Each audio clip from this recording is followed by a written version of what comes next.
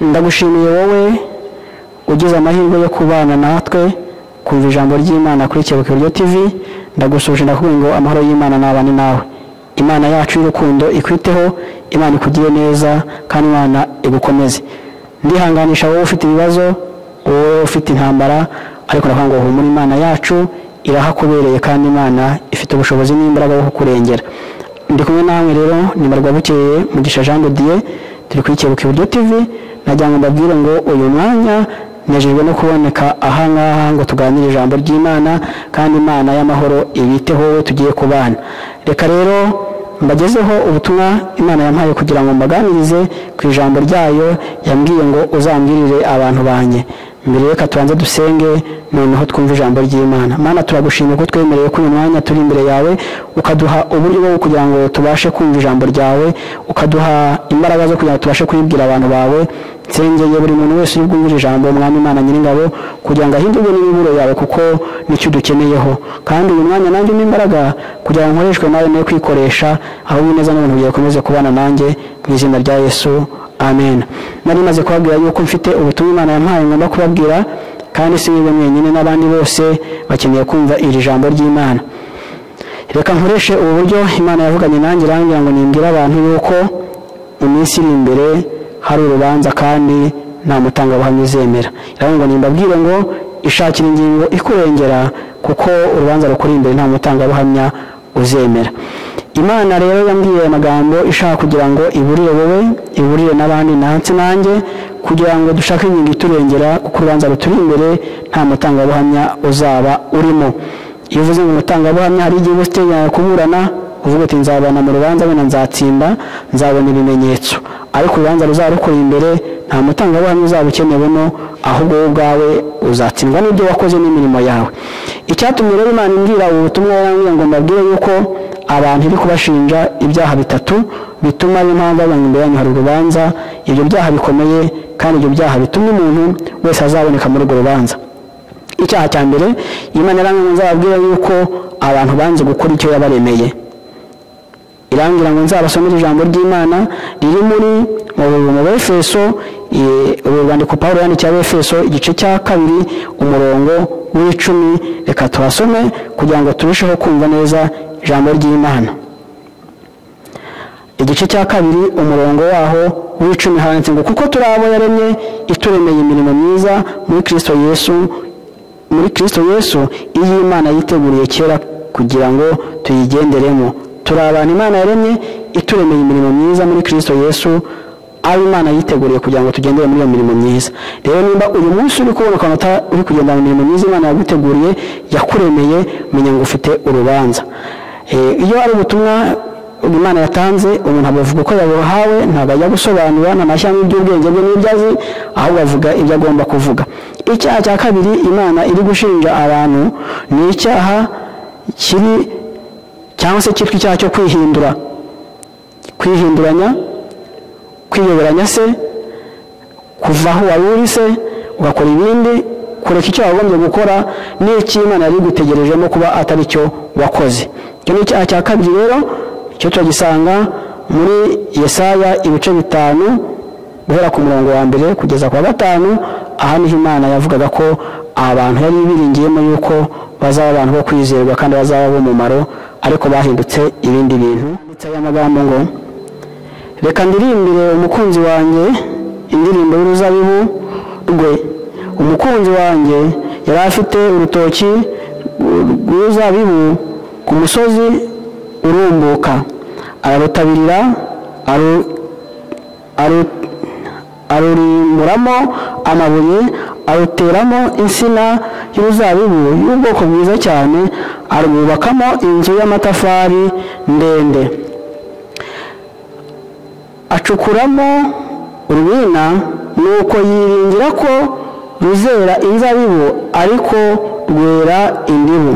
Yemwe batware, yemwe mwa baturage b'i Yerusalemu mwe, namwe bagabo b'i Buyuda, nimudukize njyewe n'uruzabibu rwanjye. Ikintu nari nkwiriye gukorera uruzabibu rwanjye nasize ni ikihe? Ko nari niringiye ko ruzera inzabibu, ni igiki cyatumye rwera indibu? Imana iturengere. twari tumaze kuvuga ko iki ni icyaha cya kabiri Imana iri gushinja abantu ko bihinduye. Yari ibiringiyemo ko bazera inzabibu, yari ibiringiyemo ko bazaba abantu bayihesha icyubahiro, yari ibiringiyemo yuko bazaba ari abantu b'umumaro, none bamaze guhinduka ikindi kintu Imana itabateganyegamo. Ahangaha tuvuge ko uruzabibu ruri hano, nawe ubwawe nk'umuntu wiringiye neza yuko ibyo wahinze bizera imbuto ushaka, wajya mu murima ku munsi wo gusarura ugasanga hezemo izindi mbuto, byakubabaza bigatuma ujyana urubanza n'izo mbuto wateye. Ariko hano turi kuvuga yuko Imana yaremye umuntu imukeneye kugira ngo abe umuntu mwiza, abe umuntu wo kwizerwa, abe umuntu wo guhesha icyubahiro, akaba atari cyo ari kugenderamo. Icya kabiri, yari yamwiringiyemo kuzayihesha icyubahiro, akora imirimo myiza, kuzaca imanza zitabera, none umuntu yahindutse ikindi kintu atari cyo. Icyo nicyo cyaha cya kabiri Imana iri gushinja abantu, iri kumbwira ngo mbabwire ngo mbese mwakishagira ingingo izabarengera ku munsi w'urubanza rukuri imbere ko nta mutangabuhamya. Tugiye kuvuga ku kindi cya gatatu kuko ari ibyaha bitatu. Icya gatatu ni icyaha kivuga ngo kuzitira abasanga Yesu, cyangwa se kuba imbogamizi y'abantu baza kuri Yesu, kuba intambamyi, kubangamira abandi ngo bataza kuri Yesu, kandi aricyo twaremewe kugira ngo duhamagare abantu baze ku Mana. Icyo ngicyo nicyo cya gatatu cyaha turi gushinjwa. Tugiye gusoma ijambo ry'Imana dusanga muri Matayo igice cya 23, turasoma umurongo waho wa 13 maze twumve ukuntu havuga. Matayo 23 umurongo waho wa 13 haranditse ngo, ariko mwebwe banditsi n'abafarisayo mwandyarya mwe, muzabona ishyano kuko mwugarira ubwami bwo mu ijuru ngo abantu batabwinjiramo, namwe ubwanyu ntimubwinjiremo, kandi n'abashaka kubwinjiramo ntimubakundire. Imana iturengere. Ikintu cyo kuba imbogamizi cyangwa se gutambama no kubuza abandi kuza kuri Yesu ni icyaha cya gatatu abana b'abantu turi gushinjwa. Imana namwe ngo nzabwira abantu yuko nubwo urubanza rwaba ruhari, uzi neza yuko we hari ibyo wakoze byiza, ariko nagira ngo utangarize yuko ku munsi w'urubanza nta mutangabuhamya n'umwe uzemerwa. Kandi nagira ngo nkubwire yuko umunsi uzabona n'Imana yo ntabwo izaba iri kukubwira ngo numvise abantu bavuga ibana natwe, igenana natwe. Rero wakebuka ugahinduka ukava mu byo urimo, ugashaka uburyo wakora iby'Imana igushakaho kugira ngo nawe ubwawe uzanezezwe no kuzatsinda urubanza. Nta kintu kizagutsindira urubanza, ni uko uzaba wabashije gushaka ingingo ikurengera. Ingingo izakurengera yose yindi ni uko uzaba ufite Yesu Kristo mu mutima. Utunze Yesu wowe ubwawe ufite, atari Yesu wumvanya abandi, atari Yesu wagiye usoma mu bitabo gusa, ahubwo utunze Yesu mu mutima wawe no mu bugingo bwawe. Uwo Yesu ni wenyine wo kugira abakubera ingingo ikurengera kugira ngo uzatsinde runo rubanza. Navuze ngo mbese mwami Yesu kandi Mana Data, ni igiki nakoresha kugira ngo abantu barusheho kumvira ijambo ko riteye ubwoba? Kuko umwana w'umuntu muri no minsi afite byinshi agiyemo bimuhugije, arangariyemo, ndetse bimuteye kumva ubwe afite ibyo yishakira kuruta kumva ijambo ryawe. Imana yarambwiye ngo wowe mera nk'umuhinzi ujya gutera imbuto, ni nyine uzatuma ijambo abantu baryumva bakarimenya, kuko ni nanjye bakeneye kuruta ko bakeneye.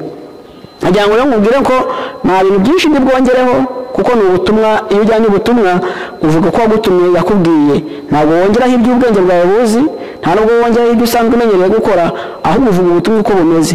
Ariko yatinze kuri kino kintu kivuga ngo kuzitira abandi kuza kuri Yesu, cyangwa se kubamusanga mukaba imbogamizi. Hano habwa abafarisayo, habwirwa n'abanditsi, ariko ahantu yansobanuye ngo ababwirwa ni abamaze kwitirirwa izina ryanjye, ndetse bamwe bagaragara ko bari mu nzu yanjye, bamwe bagaragara ko bari gukora umurimo wanjye. Abo nibo banditsi n'abafarisayo bari kubwirwa, babaye imbogamizi kugira ngo abandi bantu bataza gukizwa, cyangwa se babaye igitutsi ku murimo w'Imana, bigatuma abandi bantu nabo batagishaka gusanga Imana. Yamwe ngo mbabwire ngo rero urubanza rwari imbere, nta mutangabuhamya, nta nubwo uzaba uri buve ngo byatangiye ntabishaka, ahubwo bizaba ari icyaha cyawe ugomba guhanirwa. Imana iturengere kandi Imana itugire neza. Nagira ngo nkubwire ngo wumvise iri jambo kandi ukaryumva uriya agaciro, nagira ngo nkubwire ngo Imana iri mu ruhande rwawe. Kebuka iburyo bwawe uve mu bindi bintu hari urimo, ahubwo wumve icyo Imana ishaka kuvugana nawe.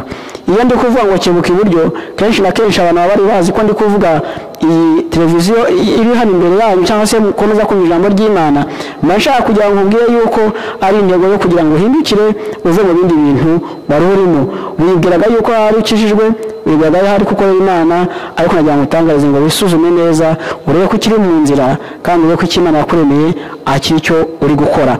Imana iturengere kandi Imana iduhe umugisha. Reka dusenge. Nsengere wowe ufite gutekereza ko ijambo ry'Imana urikeneye kandi ufite gutekereza yuko Imana ihari kugira ngo ikurengere kandi wowe ufite gutekereza yuko Imana izabana nawe kandi wowe wifuza kugendana n'Imana kugira ngo ubone uko wabona ingingo ikurengera.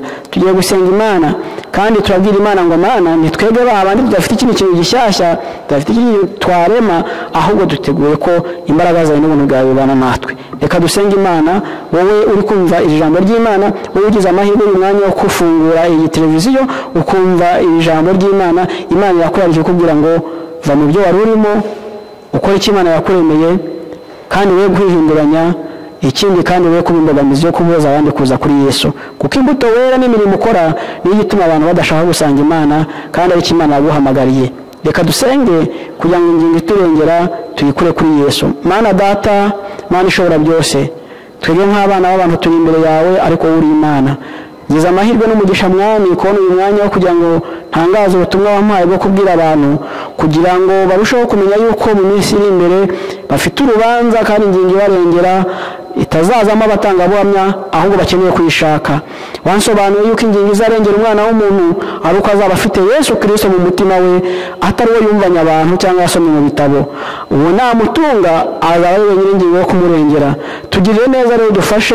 Sengera umuntu wese wifuza kugira iyo ngingo, wifuza kubona imbaraga, wifuza gukorera, wifuza kubana nawe kugira ngo umwandike imbaraga n'ubuntu bwawe kugira ngo abashe kugendera mu byo akwiriye kugenderamo. Fata abagabo ubagirire neza, ufata abagore ubagirire neza n'abakobwa n'abasore kugira ngo bose babashe gukomera imbere yawe kuko urubanza niruza nta mutangabuhamya tuzaba dufite. Mwami ndagushimiye yuko tugusaba tuba tukwiringiye. Nsengera abantu bose bari kumvira ijambo kandi ubagirire neza, ubambike imbaraga, ubahe kugira umutima unyuzwe kandi umenetse ushenjaguye n'ijambo ryawe. Urakoze ndagushimiye yuko byumvise mu izina rya Yesu. Amen.